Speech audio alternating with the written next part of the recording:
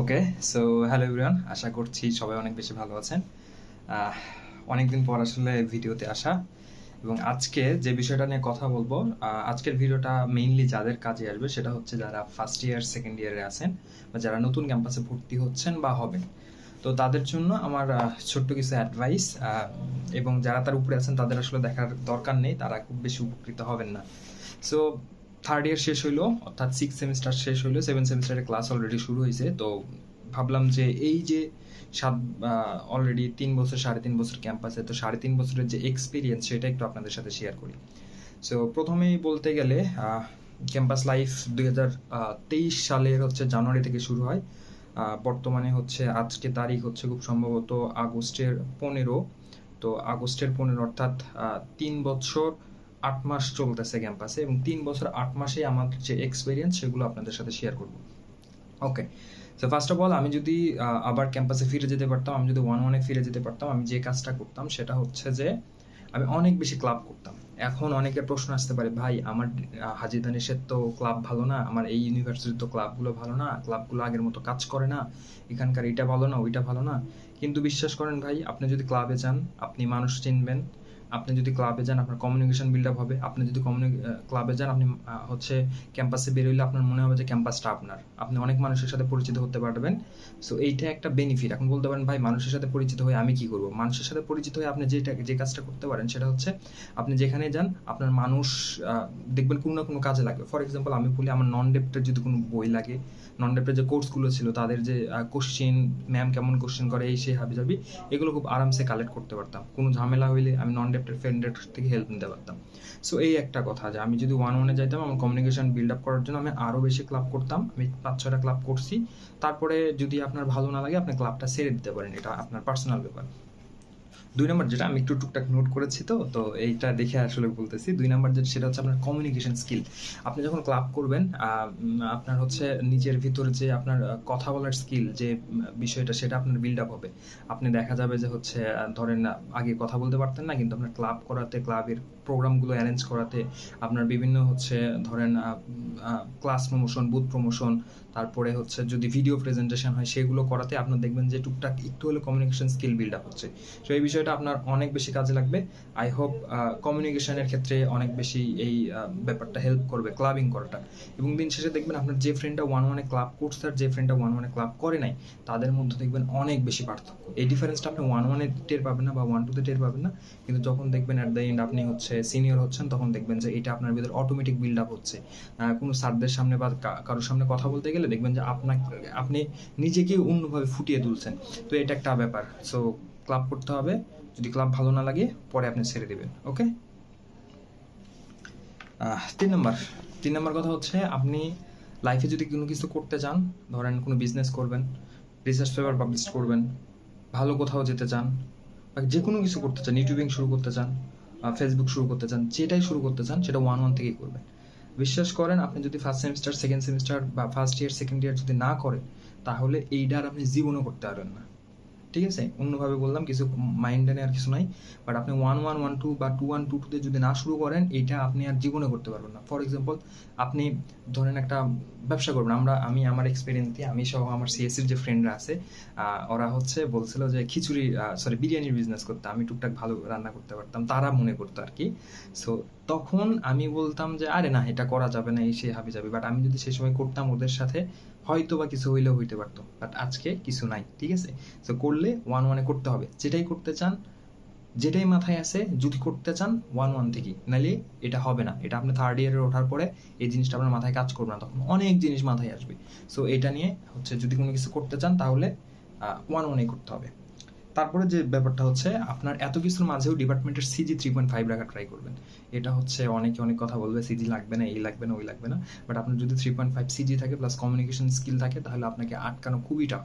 ঠিক আছে, so communication skill বাড়াবেন, সিজিপিএ বাড়াবেন। সিজিপিএ 3.5 থাকলে আপনার সিজিপিএতে কিছু হোক আর না হোক, আপনি অ্যাটলিস্ট কনফিডেন্স পাবেন যে আপনার সিজিপিএ আছে। ওকে, সো সিজিপিএ বাড়াবেন, এবং হচ্ছে ডিপার্টমেন্টে সিজিপিএ ভালো করা আহামরি কোনো রকেট সায়েন্স না।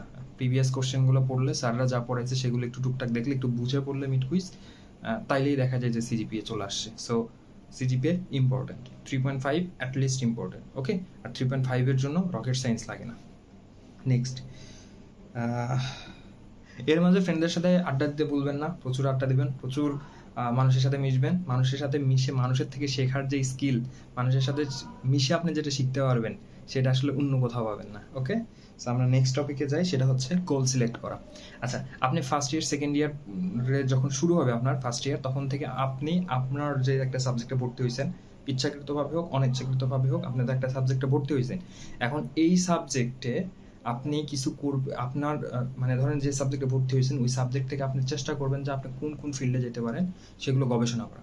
আপনার কাজ একটা করে ফিল্ড নেবেন, একবারে 15 দিনে ওই ফিল্ডের সুযোগ সুবিধা, জব কেমন পোস্ট হয়, কি সুবিধা, মানে সব কিছু গবেষণা করবেন।